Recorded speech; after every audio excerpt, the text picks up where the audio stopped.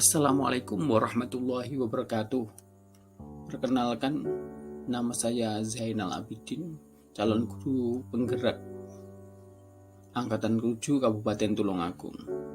Berikut aksi nyata saya dalam mengimplementasikan budaya positif di sekolahan saya.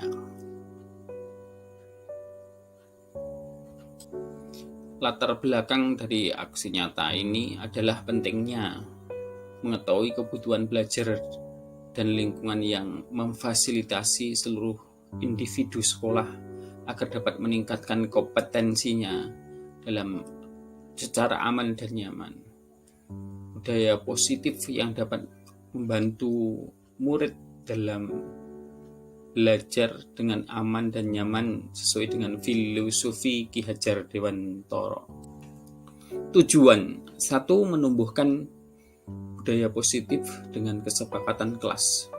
2. Menumbuhkan budaya positif dengan menyelesaikan permasalahan siswa dengan posisi kontrol sebagai manajer dan penerapan segitiga restitusi. Tolak ukur 1. Peserta didik mampu membuat kesepakatan kelas yang dipasang di dinding kelas. 2. Guru memposisikan diri sebagai manajer dalam mengontrol siswa.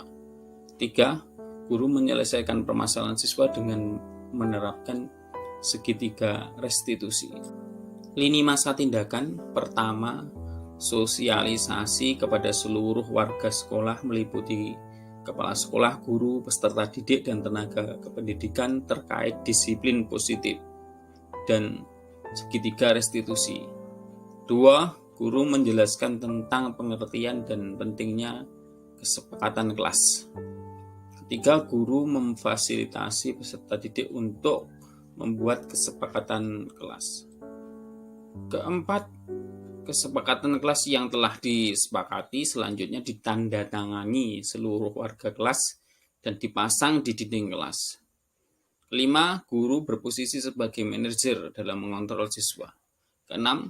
Guru menggunakan segitiga restitusi dalam menyelesaikan masalah siswa. 7.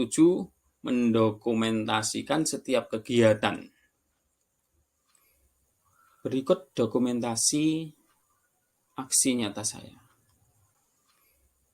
Berikut dokumentasi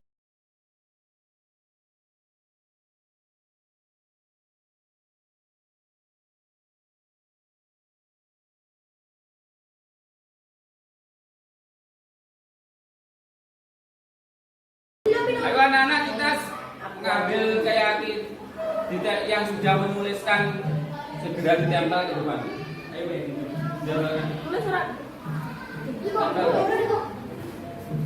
Tapi yang belum mencatat segera ditempelkan ya.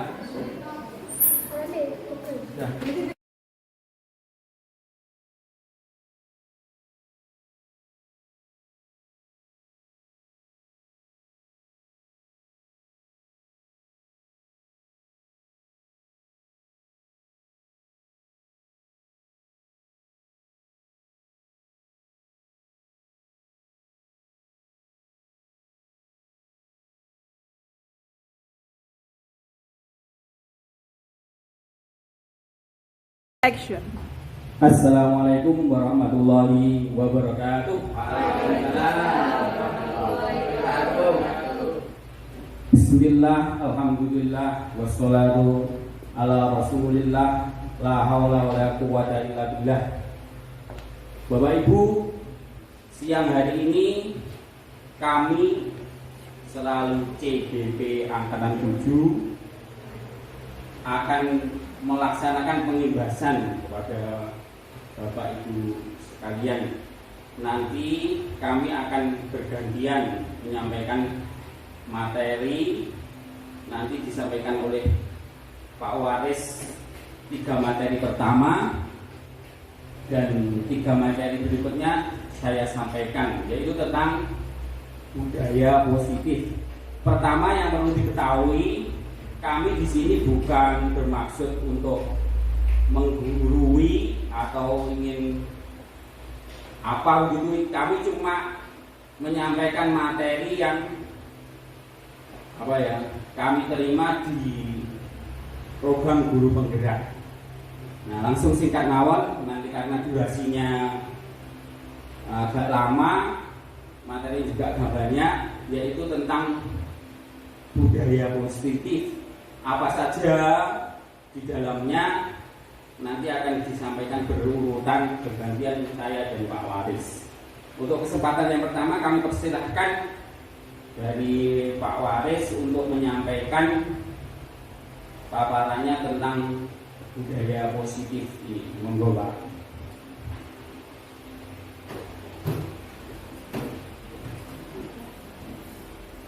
Assalamualaikum warahmatullahi wabarakatuh. Waalaikumsalam. Di sini saya sebagai guru penggerak CGP Angkatan 7 Kabupaten Tulungagung ingin menyampaikan pengimbasan dari program yang telah dilaksanakan selama ini. Jadi kita akan memasuki yaitu modul yang ke 1.4 atau budaya positif. Nah, salah satu tugas kami adalah kita itu harus berbagi ya, dalam artian mengimbaskan apa yang telah kami pelajari kepada Bapak Ibu semua. Nah, langsung saja, apa saja kaitannya budaya positif yang akan kita sampaikan. Yang pertama, di dalam pembelajaran itu, di dalam guru penggerak itu ada salamnya, salam dan bahagia. Kenapa harus salam dan harus bahagia? Karena pembelajaran kita itu harus bahagia. Jadi bagaimana kita membahagiakan diri kita dan bagaimana kita membahagiakan anak didik kita. Nah, gitu. Selanjutnya, apa makna budaya positif? Nah, apa contoh peran positif yang telah kita terapkan? Jadi budaya positif di sini adalah bagaimana kita itu membangun karakter yang kaitannya dengan peserta didik. Yang selama ini yang sudah ada itu perlu kita kembangkan. Jadi budaya-budaya positif yang telah kita selama ini sudah ada, yaitu nilai-nilai dan kebiasaan-kebiasaan di sekolah yang berpihak pada peserta didik agar mereka itu dapat berkembang menjadi pribadi yang kritis, penuh hormat dan bertanggung jawab. Nah ini, jadi nanti itu kita itu akan membentuk siswa atau peserta didik itu dengan pribadi yang kritis. Tetapi walaupun mereka itu kritis, penuh dengan hormat dan bertanggung jawab. Ini yang perlu kita garis bawahi. Jadi bagaimana mengkritisi atau pembelajaran kita itu apakah sudah sesuai dengan kebutuhan anak atau belum? Nah ini sebenarnya anak atau siswa itu sekarang ini diberi kebebasan untuk menyampaikan atau mengharapkan dari Bapak Ibu guru itu perubahan. Nah, karena apa?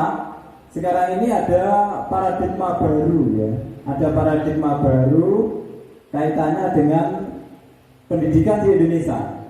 Sebagaimana yang telah disampaikan oleh Bapak Pendidikan di Indonesia, yaitu yang sudah tidak asing lagi, yaitu Bapak Ki Hajar Dewantara.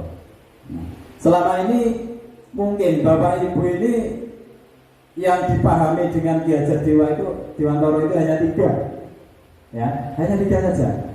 Kira-kira apa Bapak Ibu yang sudah terkenal? Ing ngarsa sungtulodo ing madya mamon karsa tutpuri handayani. Hanya itu yang selama ini mungkin Bapak Ibu ketahui. Tetapi ternyata di dalam filosofi pendidikan Ki Hajar Dewantara itu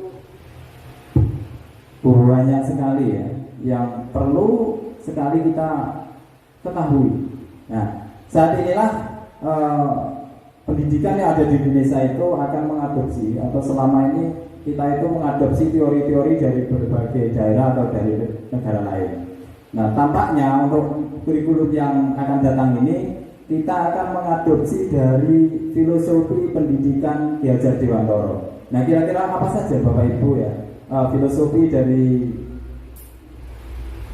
pendidikan yang akan diajarkan oleh Ki Hajar Dewantoro? Yang pertama, Ki Hajar Dewantoro itu mengatakan bahwa pendidikan di Indonesia itu atau anak didik kita itu bukan menganut teori tabula rasa.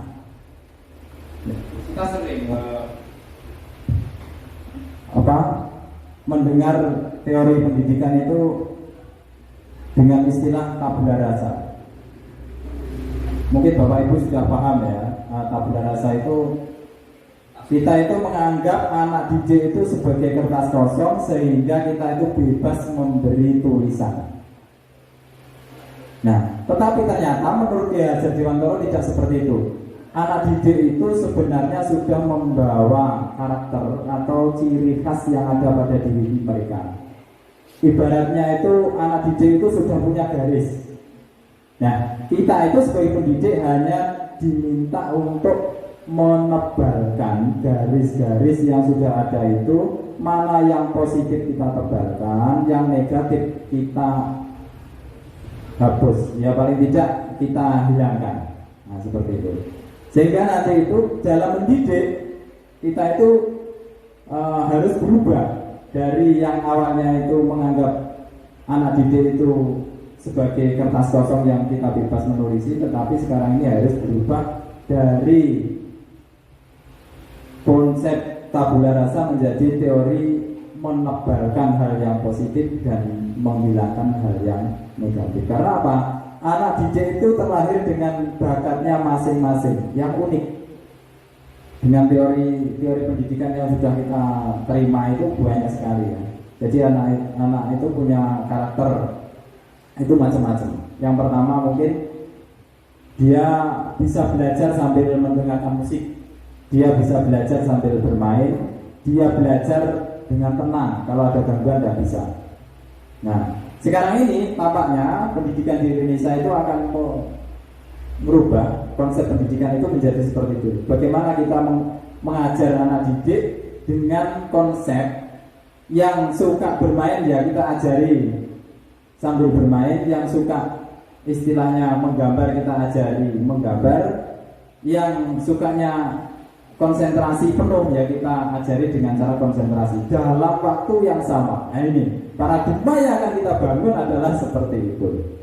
Jadi bagaimana kita mendidik anak kita itu dengan 3 teori, yaitu istilahnya adalah pembelajaran diferensi. Jadi harus bisa, kita nanti ke depan diminta bisa mengajar satu materi dengan 3 cara.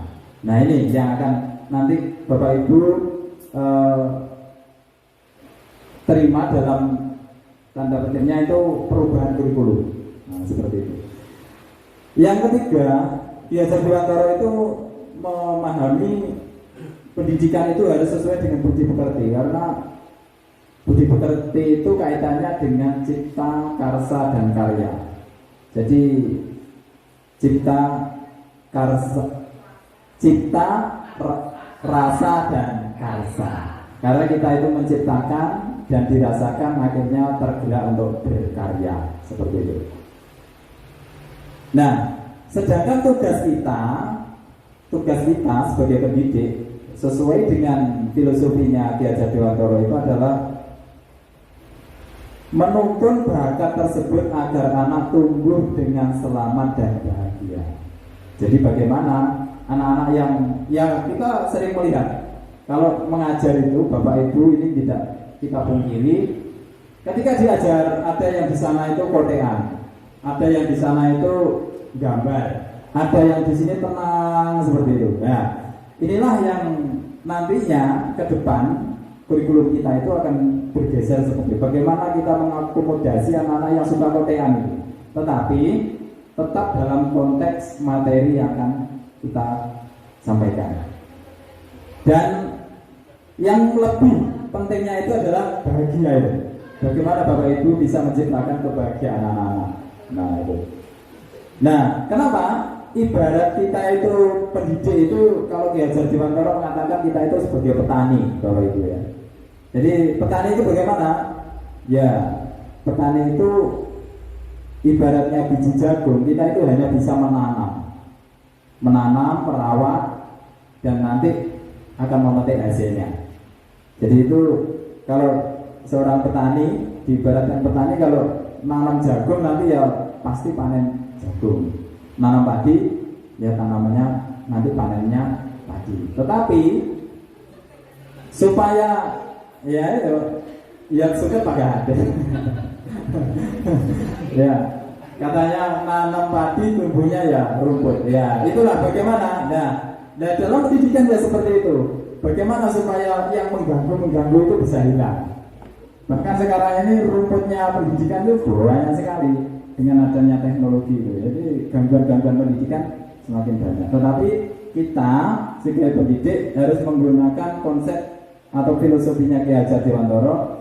Kalau pengen jagungnya tumbuh dengan subur, ya harus ditanam di tempat yang subur, dirawat, dikasih pupuk. Kalau ada gulma ya disiangi. Sama dengan mendidik, kita itu harus menciptakan lingkungan yang kondusif, materinya harus sesuai dengan kebutuhan anak, dan nanti kita juga perlu mengevaluasi apa yang dibutuhkan oleh anak.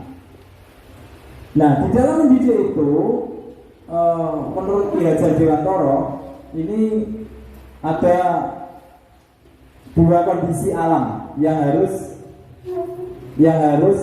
kita pahami. Yang pertama adalah kodrat alam dan kodrat zaman. Kodrat alam itu kaitannya dengan kondisi keadaan siswa. Kodrat zaman itu dengan keadaan lingkungan atau isi atau materi apa yang kita sampaikan. Jadi dalam mendidik kita itu harus tahu karakter atau sifat atau keinginan yang ada pada anak. Itu yang pertama, yang dimaksud dengan kodrat alam. Jadi apa yang ada di anak itu kita harus pahami dulu. Nah, tampaknya di kurikulum yang baru ini juga nanti itu sebelum kita mendidik itu ada istilahnya pretest untuk mengetahui minat dan bakat daripada siswa. Sehingga ketika kita sudah mengetahui bakatnya, minatnya, sehingga nanti kita bisa mengarahkan anak itu ke jenjang yang lebih baik. Nah, di dalam mendidik kita juga harus mengikuti zaman. Kalau dulu zaman bapak kita atau mbak kita itu menulis pakai sabak atau mungkin juga masih menggunakan, sekarang ini pakai pensil. Nah, di abad kekinian ini kita ternyata sudah dihadapkan dengan teknologi yang sangat canggih. Nah, seorang guru ini juga harus mengikuti perkembangan seperti itu, sehingga kita nanti ketika mengajar itu juga tidak ketinggalan dengan murid saya, murid kita ya mas saya. Nah, sekarang ini tampaknya kita itu ketinggalan ya. Makanya kita itu harus belajar lebih dan lebih. Jadi anak-anak kita itu sekarang ini belajarnya di Google itu luar biasa. Bagaimana mengedit, bagaimana membuat video dan sebagainya, mereka lebih pandai. Nah, kita seorang pendidik juga dituntut bagaimana kita nanti juga bisa mengikuti perkembangan zaman, sehingga dalam mendidik itu kita juga bisa sesuai dengan kebutuhan anak. Yang terakhir ini menurut Ki Hajar Dewantara, dalam mendidik itu kita harus berpihak kepada anak. Nah ini, jadi yang selama ini mungkin ya termasuk saya juga ini belum berpihak pada anak, masih berpihak pada guru. Contohnya ini. Senangnya nih Bapak Ibu guru itu kalau mengajarkan ceramah, paling enak ini ya. Nah, makanya nanti paradigma pendidikan ke depan ini harus berpihak kepada anak. Bagaimana? Kita itu harus melibatkan anak-anak dalam hal mengambil berbagai keputusan. Contohnya, ya nanti akan dijelaskan apa saja yang perlu melibatkan anak. Nah, nanti ke depan kita akan terapkan dan mungkin akan kita pelajari juga. Nah, Untuk mengubah perubahan paradigma itu, untuk membangun budaya positif Bapak Ibu, kita perlu menyiapkan lingkungan yang positif, aman dan nyaman agar murid mampu berpikir, bertindak dan menciptakan dengan merdeka, mandiri dan bertanggung jawab. Jadi kedepannya pendidikan kita itu kita mampu menyiapkan murid-murid yang berpikir, bertindak, menciptakan dengan merdeka, mandiri dan bertanggung jawab. Jadi walaupun merdeka juga harus bertanggung jawab. Lazimnya disiplin dikaitkan dengan kontrol. Dalam hal ini kontrol guru dalam menghadapi murid. Jadi sebenarnya bagaimana ilusinya guru mengontrol murid?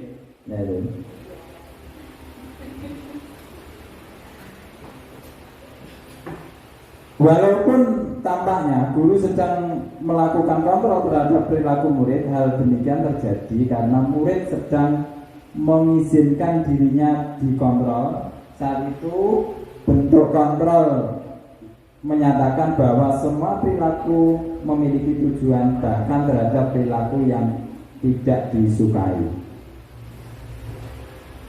Nah, ilusinya bagaimana? Bahwa kritik dan membuat orang merasa bersalah dapat menguatkan karakter. Maksudnya kayak apa ya? Nah, menggunakan kritik dan rasa bersalah untuk mengontrol murid menuju pada identitas gagal. Mereka belajar untuk merasa buruk tentang dirinya.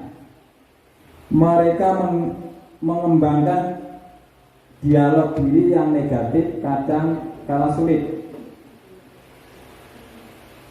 Bagi guru untuk mengidentifikasi bahwa mereka sedang melakukan perilaku ini, karena seringkali guru cukup menggunakan suara halus untuk menyampaikan pesan negatif. Nah, jadi sebenarnya kita itu istilah sekarang ini bullying. Istilah bullying itulah yang membuat karakter anak itu menjadi negatif. Makanya sekarang ini perlu ya kita untuk mengevaluasi, dan sekarang ini banyak sekali karena contoh-contoh di luaran itu lebih banyak daripada yang dicontohkan kita. Makanya itu bagaimana kita bisa menguatkan kontrol kita terhadap anak. Nah, bahwa semua penguatan positif, efektif dan bermanfaat. Jadi guru itu sebenarnya harus melakukan kontrol terhadap anak. Tujuannya adalah memberikan sesuatu yang efektif dan bermanfaat bagi anak.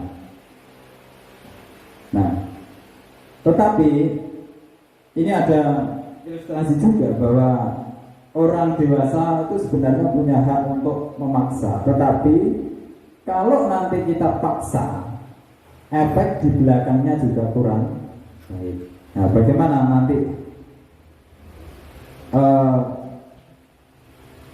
supaya perubahan paradigma stimulus respon ini bisa berjalan dengan baik? Apakah kita bisa mengontrol seseorang? Nah, ini ada teorinya, stimulus respon dan teori kontrol. Nah, itu. Jadi kita itu kalau stimulusnya begini, menganggap orang itu sama dengan kita.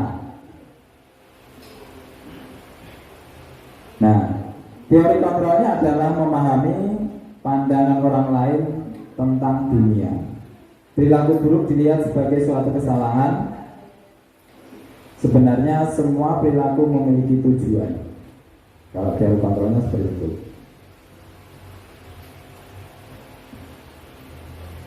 Kalau stimulusnya respons itu berpikir menang kalah,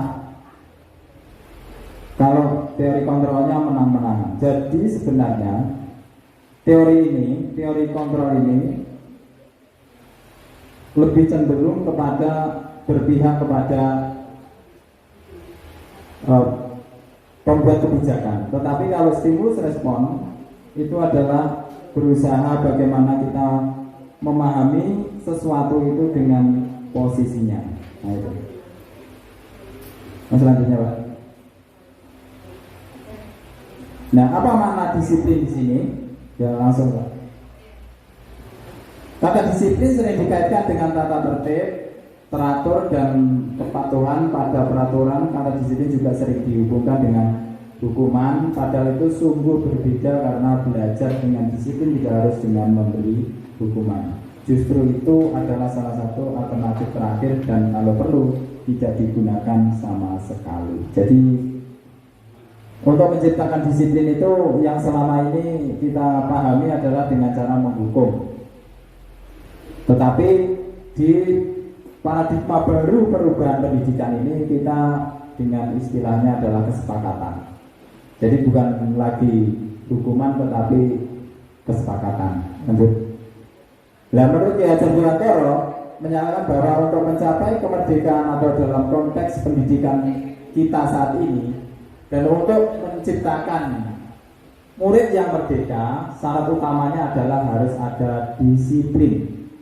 Kalau tidak disiplin yang bermotivasi dari diri mereka, maka kita tidak memiliki motivasi internal. Akhirnya mereka itu tidak bisa mendisiplinkan diri. Sehingga untuk menciptakan kemerdekaan itu harus disiplin. Makna merdeka itu adalah bagaimana kita bisa memerdekakan diri kita. Jadi kita harus mampu memerintah diri kita. Itulah yang namanya merdeka. Kalau kita belum mampu memerdekakan diri kita, berarti kita belum bisa memerintah diri kita. Berarti itu belum merdeka. Maknanya seperti itu. Mungkin lanjut Pak. Nah, ini menurut teori motivasi perilaku manusia. Itu ada 3. Yang pertama motivasi eksternal, dan motivasi internal, tujuan dan disiplin positif. Lanjut. Nah, untuk menciptakan budaya positif ini ada beberapa tingkatan. Yang pertama ada peraturan kelas, keyakinan kelas, lingkungan positif dan budaya positif. Jadi untuk menciptakan budaya positif ini, yang pertama harus ada peraturan di dalam kelas. Nah, peraturan di dalam kelas biasanya Bapak Ibu sudah buat, tetapi saat ini perubahan itu paradigmanya adalah akan kita rubah menjadi keyakinan kelas. Kalau keyakinan kelas itu adalah kesepakatan antara diri kita dengan murid yang nanti ya kita terapkan. Bagaimana kita itu bisa membuat kesepakatan kelas sehingga anak-anak itu tidak seakan-akan tidak mendapatkan hukuman, tetapi mendapatkan konsekuensi dari kesepakatan yang telah mereka buat, sehingga akan menciptakan lingkungan yang positif. Kalau itu sudah terjadi, maka akan terbiasa menjadi budaya positif. Nah, untuk bagaimana membuat kesepakatan kelas ya nanti kedepannya perlu kita praktekkan juga. Lanjut. Nah, keyakinan kelas, hukuman dan penghargaan. Mengapa kita harus ada keyakinan kelas? Karena dengan adanya keyakinan kelas itu anak-anak nanti akan menjadi kebiasaan mereka bahwa apa yang dilakukan sudah sesuai dengan kesepakatannya. Kalau hukuman itu kaitannya dengan satu arah, sehingga dengan dihukum itu mungkin ya anak-anak merasa terdolimi. Makanya kalau untuk menghindari hal itu, maka harus ada keyakinan kelas. Nah, sedangkan penghargaan ini ada beberapa pendapat ya. Penghargaan itu ada 2 pendapat. Dihargai itu ada 2 pendapat. Yang pertama itu setuju dan yang kedua tidak setuju. Kenapa tidak setuju? Karena kalau dihargai, mungkin Bapak Ibu mengajar. Nah, nanti yang dapat nilai 100 saya kasih uang 5.000. Nah, itu katanya diskriminasi.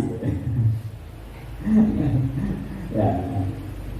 Nah, jangka panjangnya hukuman atau penghargaan itu kalau menghukum, penghargaan ya. Jadi antara menghukum dan menghargai itu sebenarnya hampir sama, kedepannya tidak bagus semua. Jadi bagaimana? Ya harus sesuai kodratnya itu.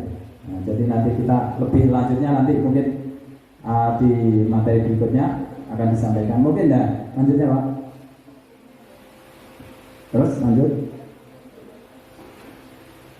Nah, keyakinan kelas. Nah inilah nanti yang akan dikembangkan ke depannya adalah bagaimana kita membuat keyakinan kelas. Nilai-nilai yang ada di dalam pendidikan universal lepas dari latar belakang suku negara bangsa maupun agama. Kenapa harus ada keyakinan kelas? Karena itu akan memotivasi dari diri anak itu sendiri. Sehingga dengan nantinya itu mereka akan mengingat, oh ternyata ini sudah sepakat dari kelas. Sehingga nanti kedepannya akan menciptakan budaya positif. Lanjut. Terus lanjut lagi. Nah ini, kalau peraturan dan keyakinan kelas bedanya mungkin untuk menyingkat waktunya ya bisa dibaca Bapak itu lanjut. Nah contohnya seperti ini, bagaimana kita pertama berpihak pada anak, bagaimana kita mengajari anak. Nah itu kita ajak anak-anak itu untuk membuat keyakinan. Jadi apa yang kira-kira disepakati, lanjutnya ya, terus lanjut. Nah terus nanti lanjut terus. Nah tindakan guru.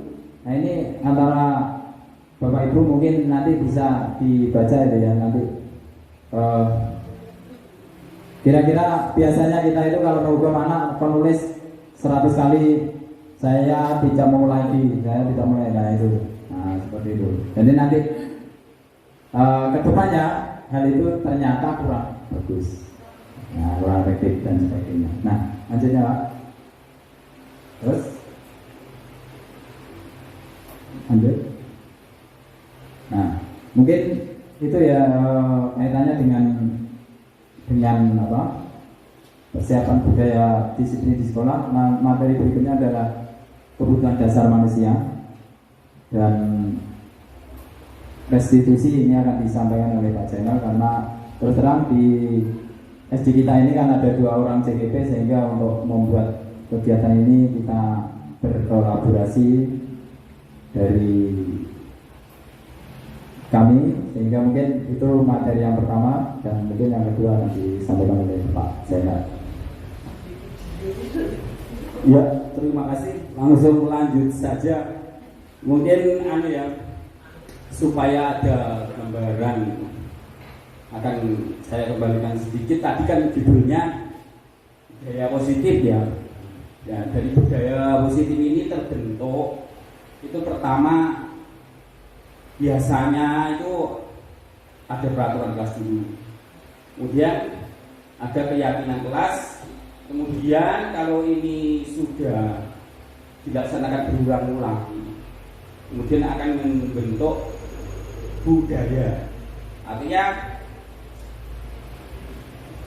perlu tahapan-tahapan untuk mencapai budaya positif ini. Dan nanti di sini materi-materinya itu mulai dari cara membentuk keyakinan di kelas bagaimana, lingkungan positif bagaimana, dan seterusnya. Ini akan, kalau peraturan kelas kan kita semua sudah punya ya, peraturan kelas sudah umum. Tapi kalau keyakinan kelas itu mungkin menjadi hal yang baru, apalagi budaya positif. Nah saya akan mengurutkan nanti cara membuat keyakinan kelas akan dijelaskan di belakang. Cuman dari tadi ya, dari apa yang sudah dijelaskan Pak Waris tadi itu menjadi modal ya. Jadi latar belakangnya tadi kan filosofi Ki Hajar Dewantara yang mulai dari tabula rasa sampai Suwen Kodrat Alam dan Kodrat Zaman. Kemudian tadi sepintas disinggung kalau sebenarnya untuk membentuk budaya yang positif ini peraturan kelas, keyakinan kelas dan lingkungan ini, kita ini harus bisa mengontrol murid. Nah, untuk mengontrol murid itu kan biasanya menggunakan hukuman. Kita mendisiplinkan murid itu biasanya kita menggunakan hukuman, dan itu ternyata tidak direkomendasikan di sini ya. Nah, makanya di sini nanti kita harus keyakinan kelas. Peraturan kelas saja ini masih tadi dibanding-bandingkan kurang efektif karena di peraturan nanti ujung-ujungnya ada hukuman. Nah, langsung tadi ke kebutuhan manusia itu Pak. Masih semangat ya Bapak Ibu? Wah ini untuk semua ini. Cepat saja ini pokoknya nanti sudah tercapai. Nah, dalam mengontrol seseorang itu sulit. Orang itu mau dikontrol nggak bisa. Ibaratkan kita ada sesuatu yang berharga, kita genggam seperti ini, yang sebenarnya bisa membuka itu bukan orang lain, tapi diri kita sendiri. Makanya dikatakan tadi oleh Pak Faris, motivasi internal. Jadi kalau kita ada sesuatu yang berharga, kita genggam di kepala tangan kita ini, tidak akan dibuka kalau kita sendiri tidak punya kemauan. Tentunya hukuman dan lain sebagainya terpaksa. Nah, sebenarnya orang berperilaku itu berdasarkan kebutuhan mereka. Nah, ini sudah sudah kondang ini ya. Maksudnya semua sudah mengetahui kebutuhan manusia itu ada 5. Pertama, mempertahankan hidup. Nah, survival ya, mempertahankan hidup ini kebutuhan yang hukumnya fisik, ada kebutuhan jasmaninya untuk beri. Yang semuanya yang lain ini kebutuhan rohani. Nah, itu uniknya ya. Jadi kebutuhan manusia itu ada 5, yang satu itu sifatnya fisik, yang lain ini kebutuhan akan rohani dari dalamnya. Makanya tadi kalau ingin menumbuhkan motivasi sebaiknya dari dalam, karena kebutuhan manusia itu rata-rata banyak yang justru dari dalam. Dari luar ini ya cuma satu itu, mempertahankan hidup, makan, tempat tinggal dan lain sebagainya. Sedang makan papan gitu mungkin. Cinta kasih bisa diterima oleh lingkungan, penguasaan, kebebasan, kesenangan. Nanti akan dicontohkan ada kasus itu mesti yang mendasari itu dari tindakan ini. Mereka berperilaku seperti itu karena salah satu alasannya adalah 5 hal ini.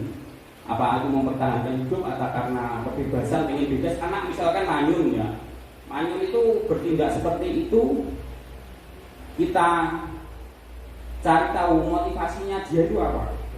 Apakah karena kesenangan, atau karena kebebasan, atau yang lain dari kebutuhan dia. Nanti yang bisa menemukan guru kelasnya ya biasanya. Ternyata yang paling dibutuhkan manyun itu. Dan itu cara menyembuhkannya ya diketahui kebutuhan dia itu apa. Lanjut Pak, coba bentar lanjut. Nah, ini ada kasus seperti ini. Misalkan nanti coba dari kasus ini Ibu Bapak sekalian bisa menebak-nebak. Ini ada kasus Ibu Ani adalah guru kelas 5 SD Pelita Hati, sedang bingung menghadapi ulah salah satu murid yang di kelasnya Agus namanya. Nah, beberapa anak lapor kepada Bu Ani. Agus ini selalu minta bekal makanan siang terhadap dia, malah ikonconin. Nah, kira-kira apa yang dibutuhkan Agus di sini? Tidak bisa ditebak ya dari ini. Apa kira-kira? Mempertahankan hidup. Nah, ini bahaya ini. Ternyata dia itu bukan. Dan nanti coba di next apa berikutnya. Nah, dalam konteks disiplin positif, Ibu Ani ini sebenarnya mencari tahu alasan Agus melakukan tindakan tersebut. Nah, di situ ada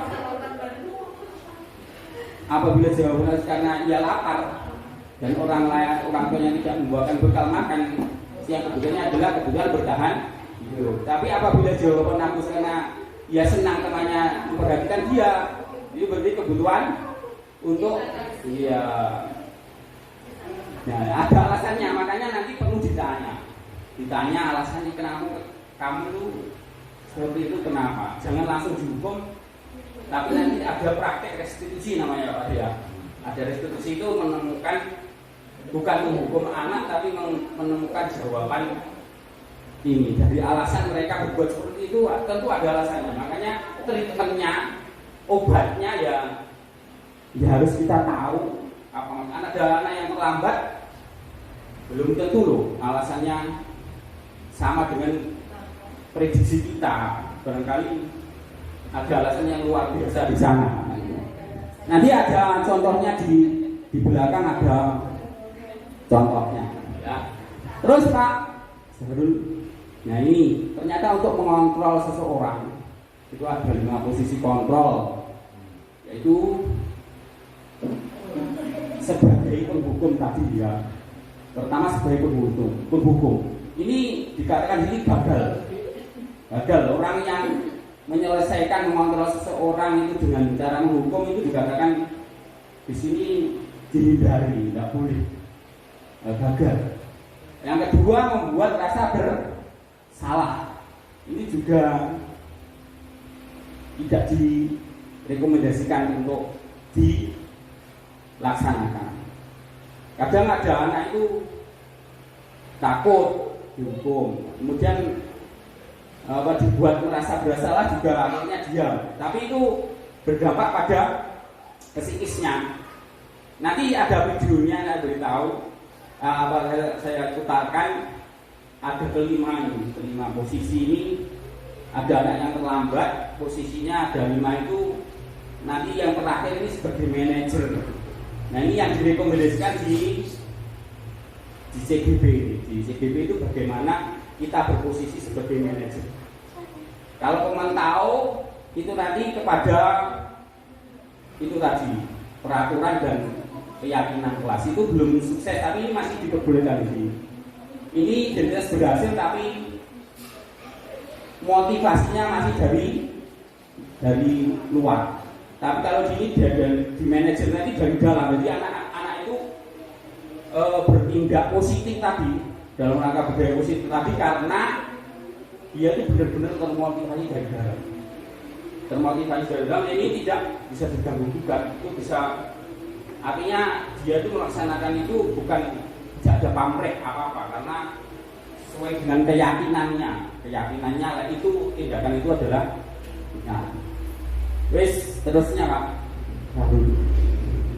Nah inilah kita ke posisi restitusi untuk supaya tidak bosan ya. Kemarin tadi kan tadi sudah mendengarkan ceramah saja. Ini ada video kita lihat tentang 5 posisi kontrol tadi. Bentar Pak ya. Tunggu nek.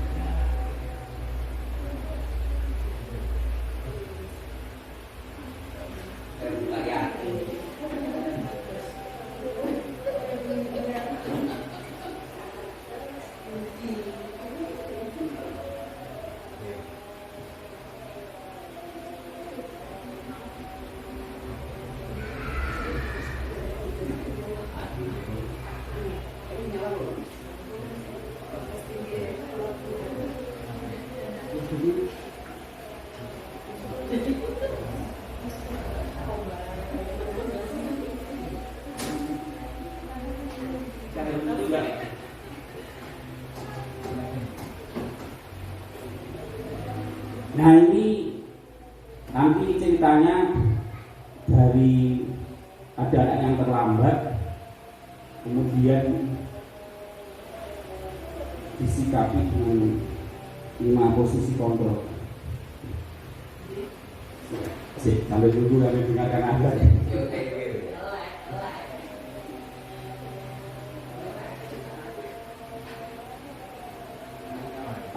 Kenal bros itu apa?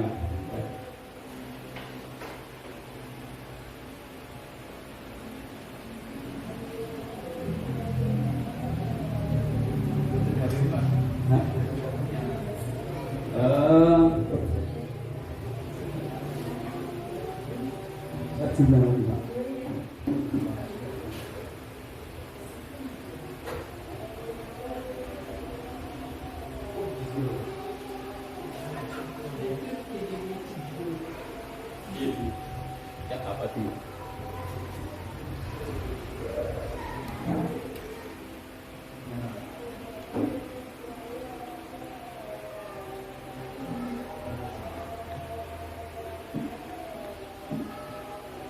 Sip. Sip Pak, bisa Pak. Betul ya Pak? Nah ini dibeli Pak. Sampai. Lagi 5 kebutuhan.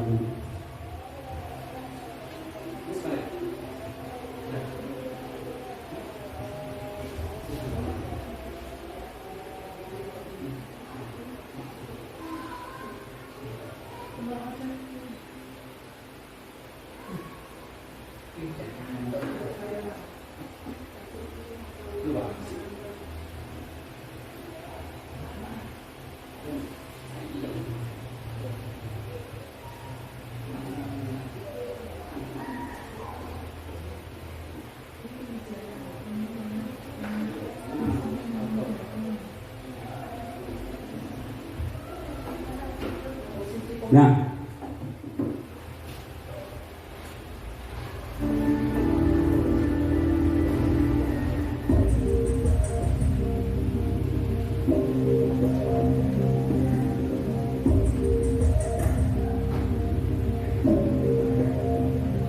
Naran, sini kamu. Selamat pagi Bu. Selalu terlambat. Kamu deh, pasti terlambat. Maaf Bu, saya Apa? Apa coba? Alasan kamu apa lagi? Kapan sih kamu tidak terlambat? Malas sekali ya kamu jadi anak. saya Dasar pemalas. Gak kapok-kapok sih kamu. Sudah berapa kali terlambat? Sana, kamu keliling lapangan basket 2 kali. kenapa saya harus keliling lapangan basket Bu? Kenapa? Kamu melawan ibu? Berani-beraninya jawab. Sudah terlambat, masih berani jawab pula. Sekarang, keliling lapangan basket 5 kali sekalian. Biar kapok. Cepat. Pergi sana ke lapangan basket.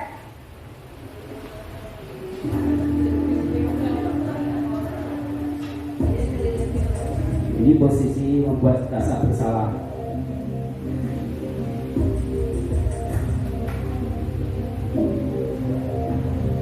Naran,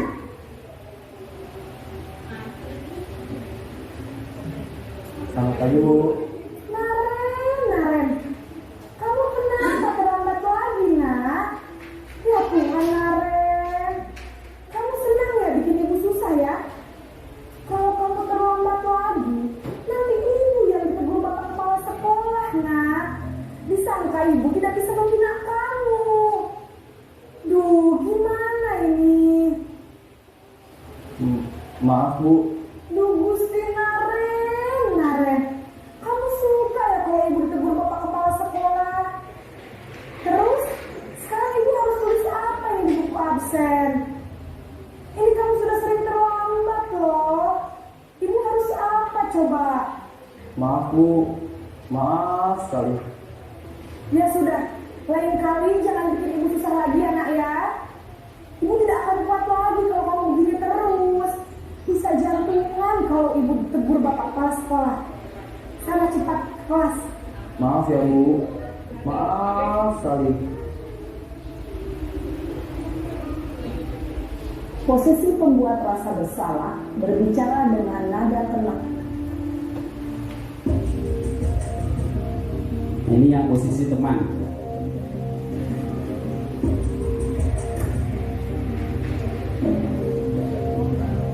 Naren,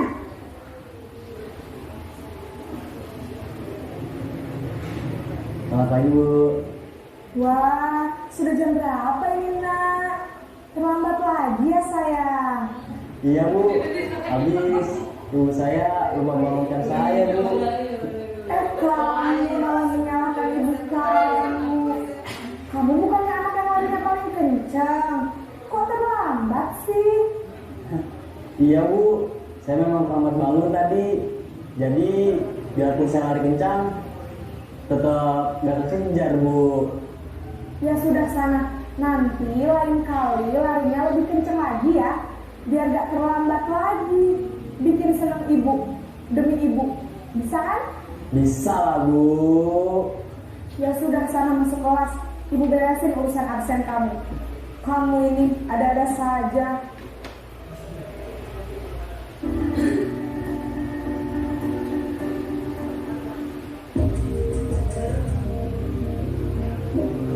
Sebagai pemantau.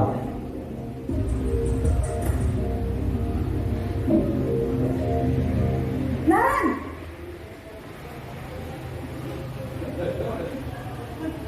Selamat pagi Bu.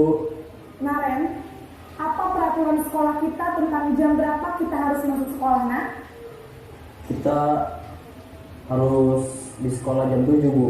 Iya betul, sekarang sudah jam 7.20. Naren sudah tahu konsekuensinya jika terlambat hadir. Paham Bu, saya harus tinggal kelas pas jam istirahat selama 20 menit. Iya benar, konsekuensinya demikian. Jadi nanti jam 9.30 pas istirahat, kamu harus tinggal di kelas, kerjakan tugas tambahan untuk ketertinggalan kamu, ya? Baik Bu. Mengacu pada peraturan kelas lain. Jadi posisi manajer yang direkomendasikan ini yang terakhir ini. Penghukum. Ini yang paling bagus. Naren!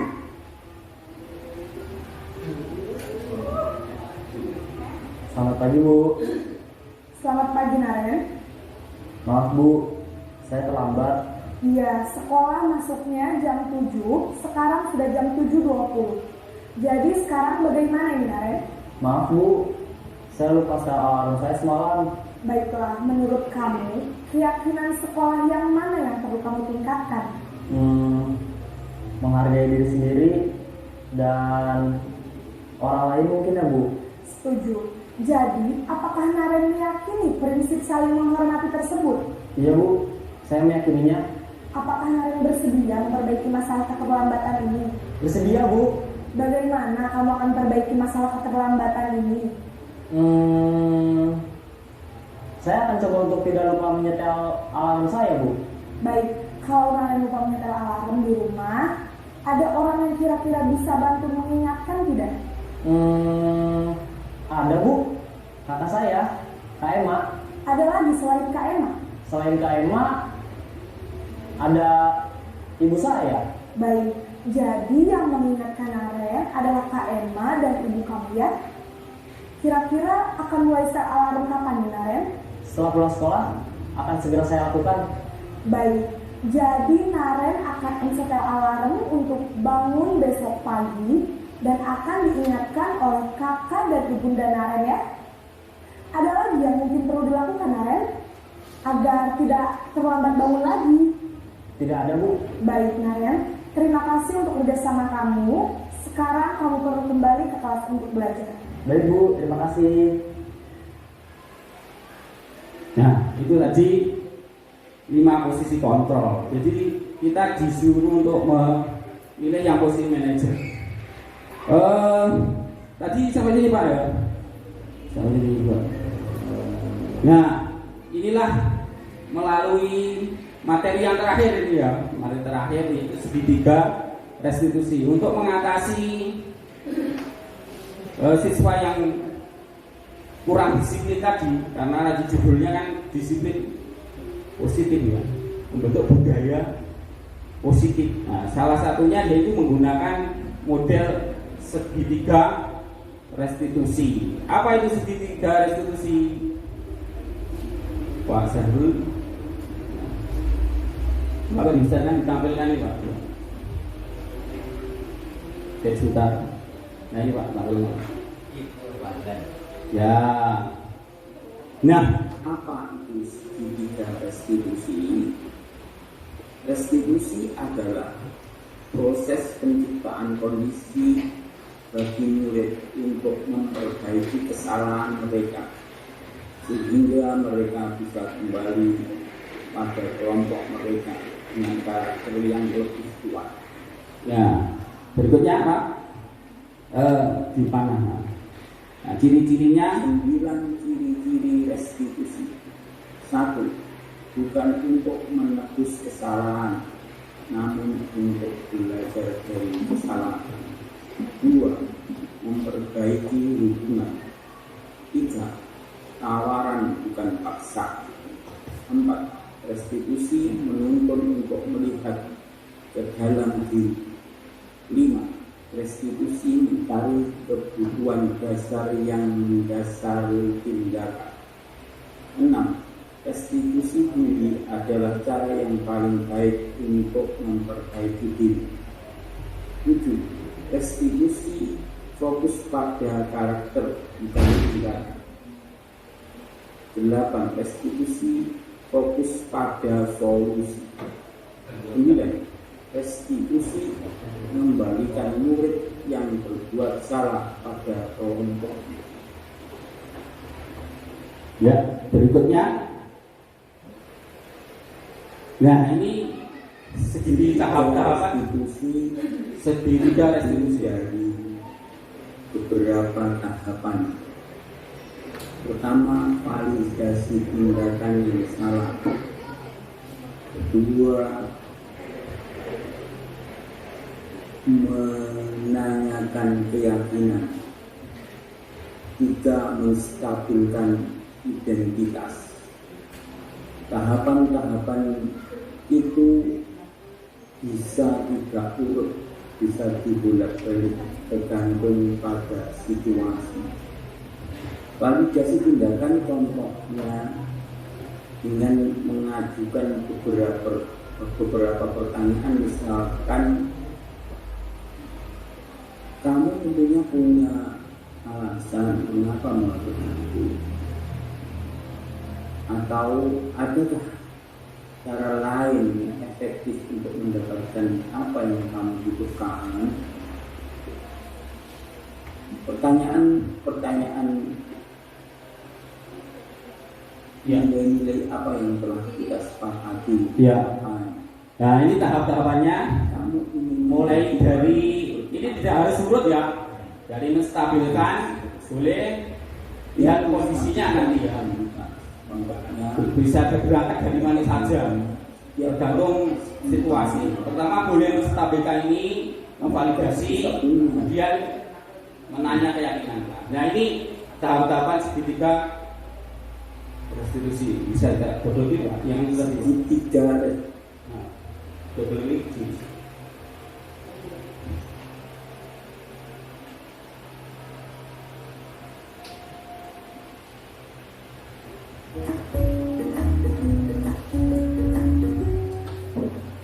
Salam dan bahagia Ibu dan Bapak Guru Kembar.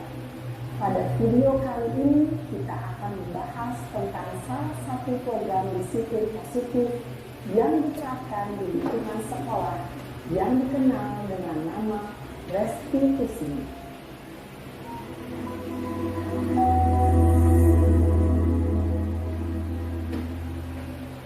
Restitusi dikembangkan oleh pakar pendidikan Diane Dawson berlandaskan pada teori kontrol Dr. William Glasser. Segitiga restitusi adalah suatu proses dialog yang dijalankan oleh guru, atau orang tua agar dapat menghasilkan murid yang mandiri dan bertanggung jawab. Pada saat guru di posisi manajer, aspek yang dikembangkan pada murid adalah motivasi intrinsik, sehingga penanaman nilai-nilai kebajikan dapat tumbuh dan berkembang menjadi suatu kebiasaan positif yang akhirnya membentuk karakter murid. Proses dialog ini terdiri dari 3 langkah yang digambarkan pada ketiga sisi pada segitiga restitusi. Sisi pertama adalah menstabilkan identitas. Sisi yang kedua adalah validasi tindakan yang salah. Dan sisi yang ketiga adalah menanyakan keyakinan. Ibu dan bapak guru, berikut ini akan ditunjukkan bagaimana seorang guru berada dalam posisi manajer menggunakan penerapan segitiga restitusi.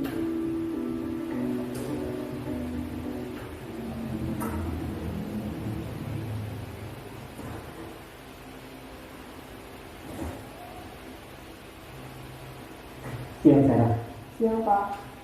sudah lama nggak ketemu Sarah. Kenapa hari ini ada di sini? Kesel Pak, kesel banget. Masa aku dikatain tukang fitnah Pak? Ya aku marah lah. Aku gak dikatain Eka di depan kelas. Kesel banget. Oh begitu. Ya pasti kamu marah dan kesal. Bapak juga akan marah apabila ada yang menuduh Bapak seperti itu. Kemudian pada saat itu kamu mau melakukan apa? Ya saya langsung ngatain Eka lah Pak. Kesel banget. Saya bentak-bentak dia depan teman-teman lain. Oh begitu. Pasti kamu melakukan seperti itu karena suatu alasan tertentu kan? Iyalah, masa saya diam saja Pak? Ya saya bela diri lah. Masa saya dituduh tukang fitnah? Ya wajar lah. Mempertahankan harga diri itu sesuatu yang penting buat kamu. Untung kamu tidak bertindak lebih gegabah lagi. Hanya membentak-bentak. Iya Pak. Untung saya masih bersabar dan hanya membentak saja. Sudah gemes padahal. Saya pasti bela diri lah. Ya pasti ya. Tapi kamu memilih untuk tetap bertahan dan bersabar. Kamu memilih untuk tidak berbuat lebih parah lagi kan? Iya. Nah, sekarang coba kita lihat lagi tindakan kamu yang bentak-bentak Eka di kelas. Tindakan kamu itu kira-kira sesuai dengan keyakinan kelas atau prinsip kamu tidak? Enggak lah Pak. Capek Pak jadi pemarah. Jadi keyakinan atau prinsip mana yang kurang sesuai dengan keinginan kamu? Ya, saya sebenarnya sangat menghargai orang lain. Mungkin saat itu saya menjadi emosi, jadi tidak menunjukkan sikap itu. Kamu meyakini tidak? Menghargai orang lain itu penting buat kamu. Yakinlah Pak. Iya, setuju. Kita harus saling menghargai. Namun, ada juga keyakinan yang kita sepakati yang perlu kita jalankan apabila kita sedang marah, bukan? Ya saya bisa lebih proaktif, mulai dengan diri sendiri. Saya bisa jadi lebih sabar, mengambil waktu jeda untuk berpikir mau apa selanjutnya. Kira-kira kamu bersedia memperbaiki masalah ini tidak? Bersedia Pak. Kalau kamu memperbaiki masalah ini, kamu akan menjadi orang seperti apa? Saya akan menjadi orang yang bertanggung jawab kali ya Pak. Dan senantiasa proaktif. Iya, menurut kamu bagaimana rasanya menjadi orang seperti itu? Ya nyaman lah, bangga bisa bersabar dan menahan diri. Baiklah kalau begitu. Yuk kita pikirkan bagaimana memperbaiki masalah ini. Ya, itu tadi berarti anaknya diajak mencari solusi. Kalau restitusi. Ibu dan bapak guru hebat. Baru saja kita menyaksikan contoh bagaimana seorang guru berada dalam posisi manajer menggunakan penerapan segitiga restitusi. Mari kita bahas satu persatu. Pada sisi pertama, menstabilkan identitas berdasarkan pada prinsip bahwa membuat kesalahan adalah bagian dari proses pembelajaran. Sisi pertama dari segitiga ini berperan menggeser identitas murid dari identitas gagal ke identitas sukses. Murid yang sedang bertingkah laku yang tidak pantas atau menarik diri saat itu sedang mengalami identitas gagal. Bila kita mengkritiknya, maka posisinya tidak akan berubah. Kita bisa mengajukan pernyataan-pernyataan ini. 1. Membuat kesalahan sesuatu yang wajar. 2. Manusia tidak ada yang sempurna. 3. Kita bisa memperbaiki masalah ini. 4. Saya tidak menanyakan kesalahannya. Saya lebih fokus bagaimana memperbaiki masalah ini. 5. Apakah saat ini kamu telah menjadi orang yang baik untuk dirimu sendiri? Pada sisi kedua, validasi tindakan yang salah berlandaskan pada prinsip bahwa setiap perilaku berupaya memenuhi suatu kebutuhan tertentu.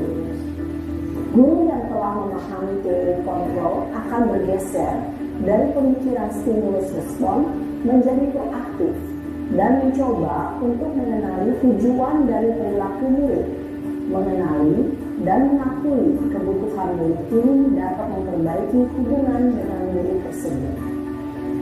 Pernyataan atau pertanyaan bisa disampaikan dengan nada suara tidak menghakimi atau memojokkan, sehingga dapat mengembalikan murid pada posisi positif.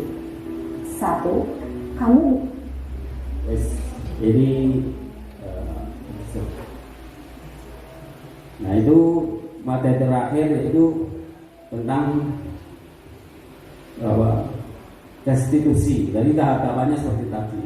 Nah, dari ini tadi ini sudah 1 jam, berarti hampir selesai Bu ya. Nah saja, jadi ya relax.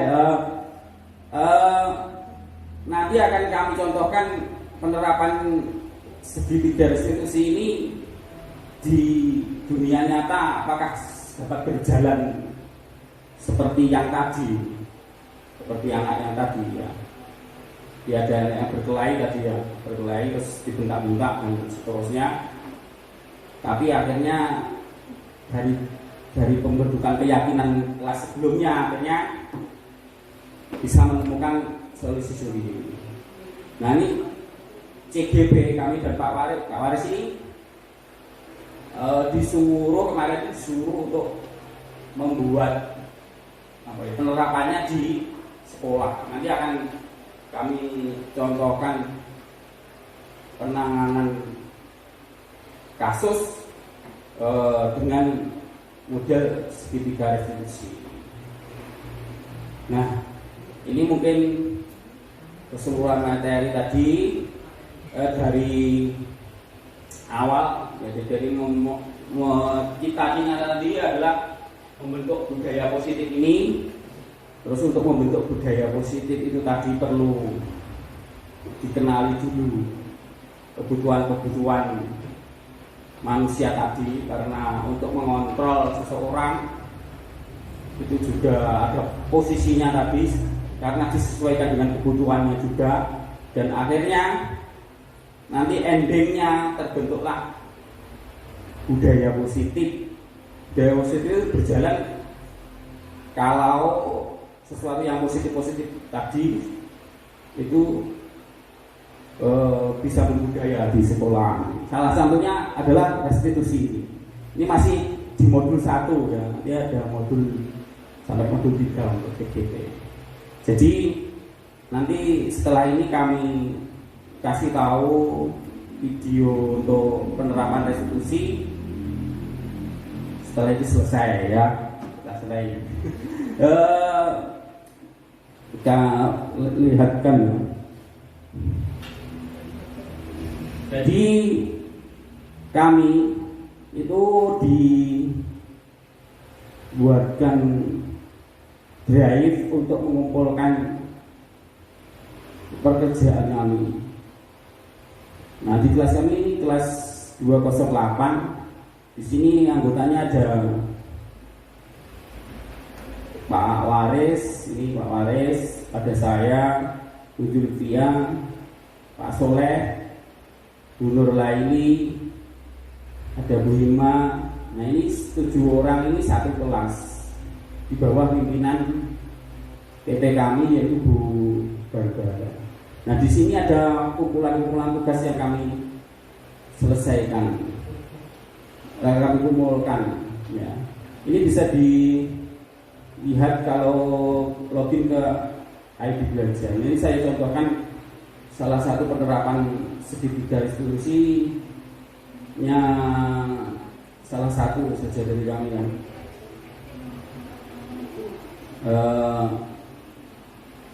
ini punya saya saja dulu. Kami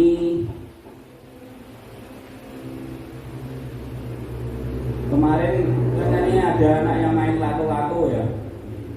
Coba saya terapkan itu ternyata tidak sesuai dengan prediksi saya.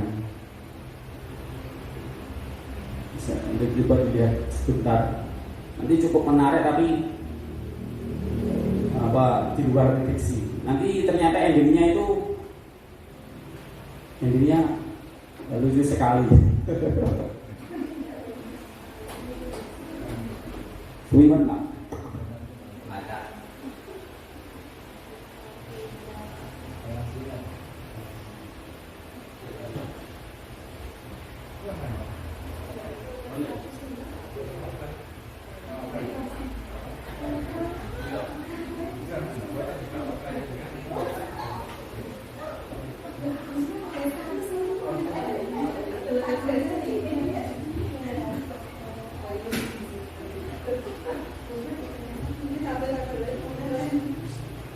Jadi kadang teori itu tidak semudah praktek.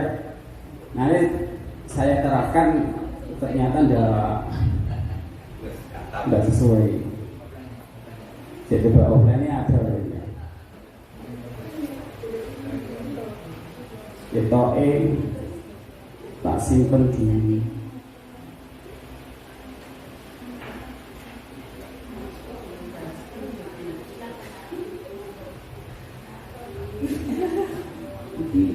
apa ini? Iya Pak. Ini satu tema. Kita satu tema.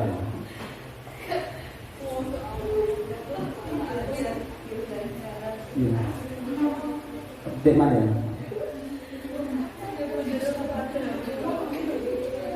Nah ini mungkin ya.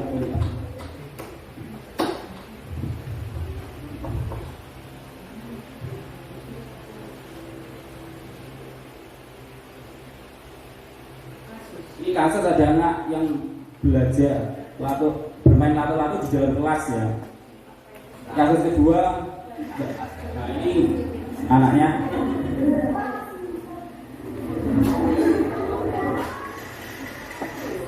oke.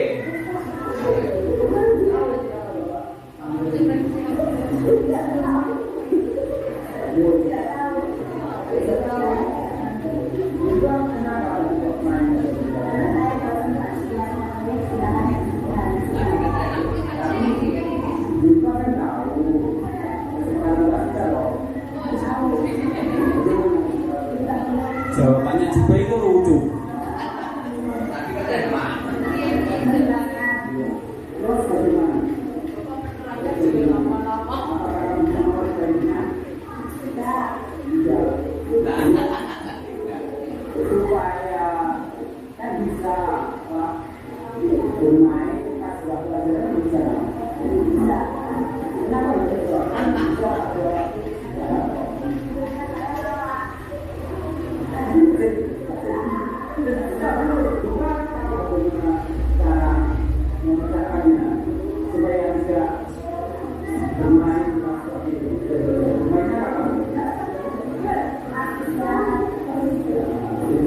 Suaranya nggak jelas ya.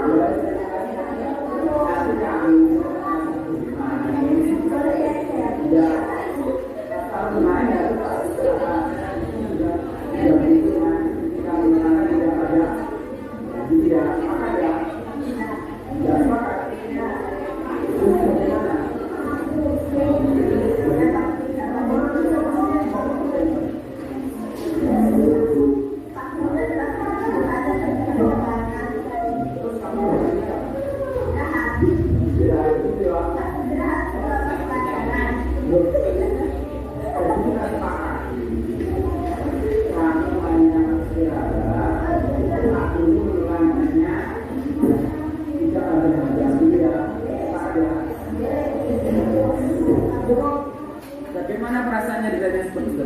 Saya mengetahui kalau perbuatan saya telah salah dan saya akan menjalani dan Pak tahu Pak Ibu akan tidak bermain di kelas karena perbuatan main di kelas itu bikin semua teman goblok. Ya. Ternyata kami sebenarnya sudah mampu menemukan solusi. Solusinya yaitu kami menerangkannya tidak terlalu banyak. Kemudian mereka bersedia untuk tidak main ketika pelajaran. Nah, itu mungkin yang terpenting ya. Maksudnya dengan penerapan restitusi ini kami bisa menemukan solusi sementara seperti itu. Nanti dievaluasi lagi. Atau nah itu kalau disita, mungkin kalau langsung disita itu kan namanya menghukum ya. Nanti barangkali tidak ada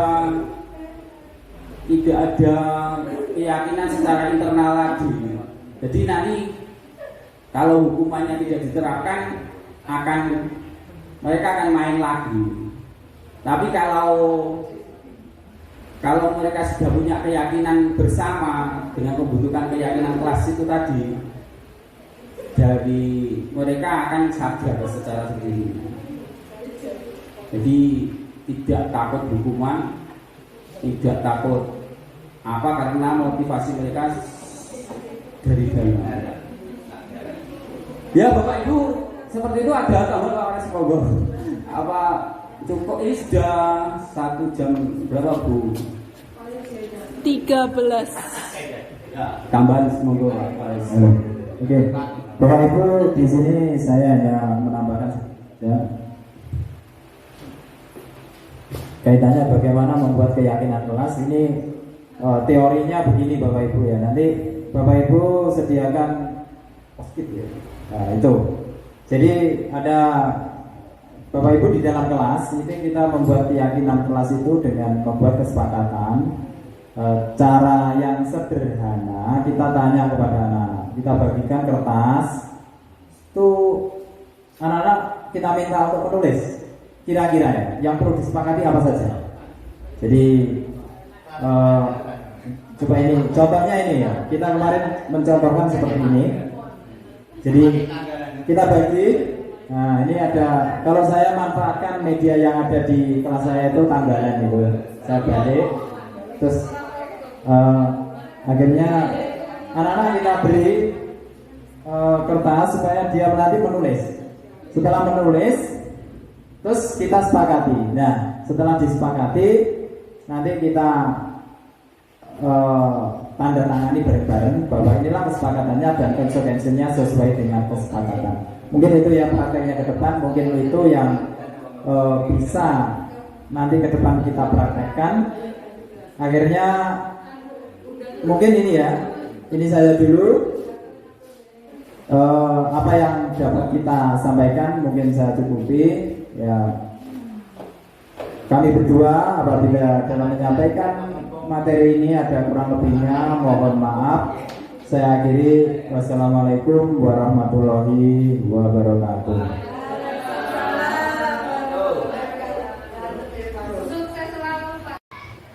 Menurut pendapat saya terkait dengan kegiatan pengimbasan yang telah dilaksanakan oleh Pak Zainal Panjenengan dan Pak Waris, itu dengan adanya pengimbasan ini tentu saja berdampak positif. Yang pertama, ini bentuk bentuk penyerapan pengaplikasian dari proses materi atau kesan materi yang telah disampaikan oleh panjenengan Pak Waris dan Pak J. yang bisa kami tangkap itu banyak sekali ilmu-ilmu yang terkait dengan pembelajaran, dan kami berharap ini pun juga bisa diterapkan oleh teman-teman. Penembasan yang dilakukan oleh Pak Jainal sama Pak Waris tentang budaya positif. Di sini saya mendapatkan ilmu yang bermanfaat yang terkait ada di dalam kelas, terutama yaitu tentang pembuatan kesepakatan kelas. Di sini saya selaku teman kerja, teman sekolah, saya akan berusaha menerapkan terutama kesepakatan kelas yang sudah disampaikan, materi yang sudah disampaikan Pak Jainal sama Pak Waris. Itu menurut saya tepat sekali dan Saya selaku teman sejawat senang sekali dengan adanya penyimbasan yang dilakukan oleh calon guru penggerak, yaitu Pak Jainal dan Pak Waris. Terus materi yang disampaikan tadi yang berkaitan dengan budaya positif, penyampaiannya menurut kami sangat bagus sekali dan mudah dipahami.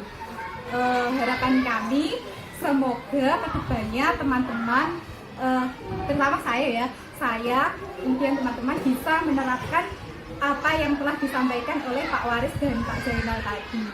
Terima kasih.